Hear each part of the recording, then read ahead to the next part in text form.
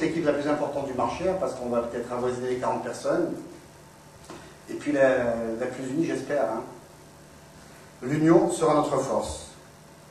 Bruno Cluzel, son analyse et sa présentation nous sont indispensables et on vous dit un grand merci. Et vos recommandations aussi d'ailleurs. Voilà mes amis. Donc pour 2009, je voudrais aborder 2009 avec vous. Bon, c'est déjà du passé, mais je suis obligé de... C'est pas dans mon habitude de voir dans le passé, moi je suis plutôt dans le futur. Mais je pense à titre exceptionnel, on va évoquer avec vous ce qui s'est passé cette année et tâcher d'en tirer un enseignement pour mieux aborder 2010. Bon, je crois que je suis certain que vous et moi aurions voulu de meilleurs résultats. Bon, je suis convaincu que les efforts des uns et des autres n'ont pas manqué. Et pourtant, 2009 a été l'année où on a déployé de grands moyens.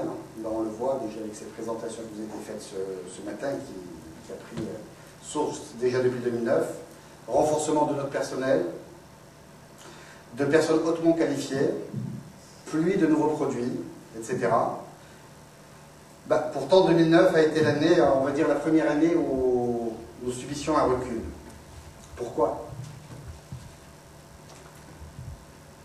Bon, je pense que les raisons ne manqueront pas. On pourrait bien entendu évoquer la crise, un marché en pleine mutation, une concurrence beaucoup plus redoutable. Pourquoi pas l'absence du silicone aussi, hein, c'est quelque chose qui est revenu très très souvent.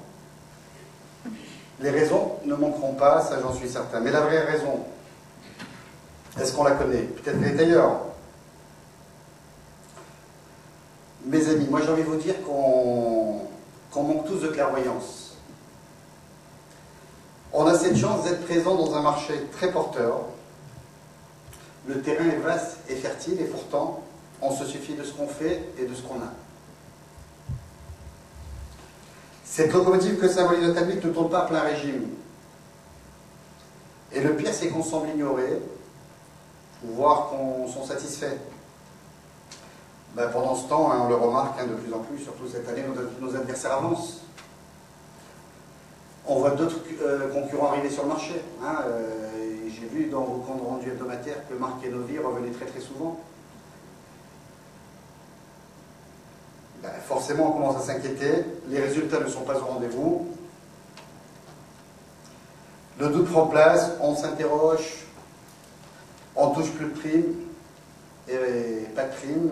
Hein, je vous laisse lire la suite. C'est la déprime. Pourtant, chez nous, nous ne manquons pas d'idées, ni d'audace, et ni de moyens d'ailleurs.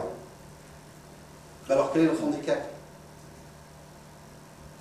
Quelles seraient nos faiblesses? Vous savez, par le passé, celles et ceux qui œuvraient chez Ophtalmique avaient une fierté collective. Je pense qu'il y a certains anciens ici qui pourraient le confirmer, n'est-ce pas Sylvie? Je vous vois acquiescer. Alors, ils étaient fiers de leur boîte. Avec les années, on a le sentiment que cette fierté qui nous unissait autrefois, cette fierté collective, elle s'est mutée en orgueil. Et le pire, en orgueil individuel. Comme je le disais à certains de vos collègues tout à l'heure, on aurait peut-être loupé notre crise de croissance. Ce n'est pas un scoop si je vous apprenais que chez nous, on a des soucis de transmission. Et bien entendu, qui dit souci de transmission dit problème de réception. Les informations, quand elles circulent, elles finissent par se banaliser. Forcément, on ne peut pas remplacer une réunion de travail par un mail de X pages, accompagné souvent d'un fichier Excel contenant des infos qui nécessitent des heures pour l'ouvrir et des jours pour le décrypter.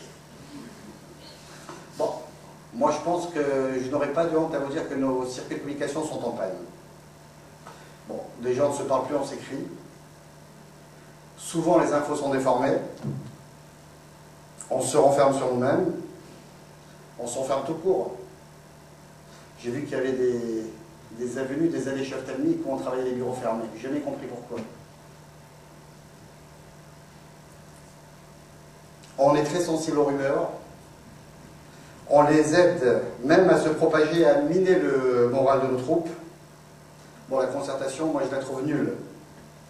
Je dirais que ça ne ressemble même pas à une démocratie. Bon, dans une démocratie, on sait où on va. Eh ben, chef tadmique, avec notre état d'esprit, on va droit au mur.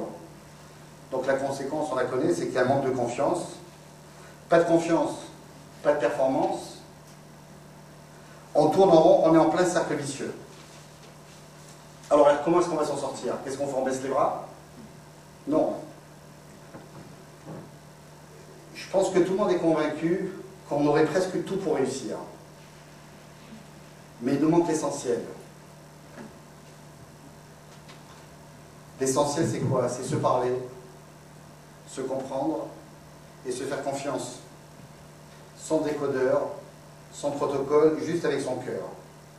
Bon, récemment, j'ai eu à m'entretenir avec plusieurs de vos collègues chefs techniques et en abordant ce sujet, bon, on a l'impression que quand il s'agit de relations entre collègues, tout va bien. Donc on me dit, il n'y a pas de problème avec les collègues, on se dit bonjour, on boit le café, on se respecte, tout se passe bien. Vous savez, il y a un proverbe chinois qui dit la chose suivante. Plus les sentiments sont distants, et plus les possibilités sont nombreuses. Donc bon, je vous laisse méditer. Bon, je suis conscient que 2010 se décidera ici durant notre séjour. Bon, comme dans tous les séminaires, c'est des rencontres annuelles, c'est là où vous venez chercher vos ressources et on a ce devoir de vous les donner.